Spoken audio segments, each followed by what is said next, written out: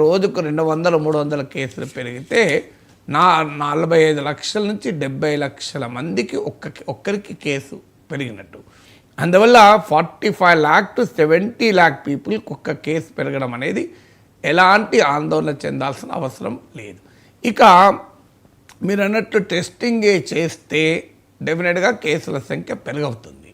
ఇప్పుడున్న కేసుల సంఖ్యతో పోలిస్తే టెస్టింగ్ కనుక చేసినప్పుడు పర్ టెస్ట్ పాజిటివ్ కేసులు పెరుగుతాయి.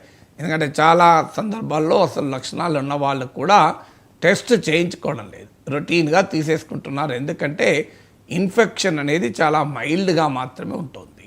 హాస్పిటల్కి వెళ్ళాల్సిన అవసరం లేకుండా దానంతట అదే నయమవుతుంది. అందువల్ల టెస్ట్కు వెళ్ళాల్సిన అవసరం ఉండడం లేదు.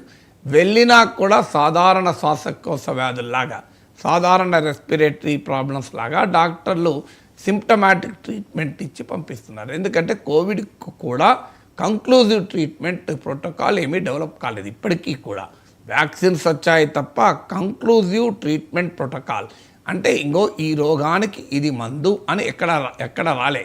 ఇప్పుడు ఉదాహరణకు మనకు షుగర్ గ్లూకోజ్ లెవెల్ బ్లడ్లో పెరుగుతుంది, మెట్ఫార్మిన్ ఇస్తారు అంటే ఇంకో మనకు తెలుసు ఇంకో ఈ ప్రాబ్లంకు ఈ రకమైన మెడిసిన్ ఉంటుంది అని. కానీ ఇప్పుడు మీకు పెయిన్ ఉంటుంది, బాడీలో ఏదైనా నొప్పులు వస్తాయి,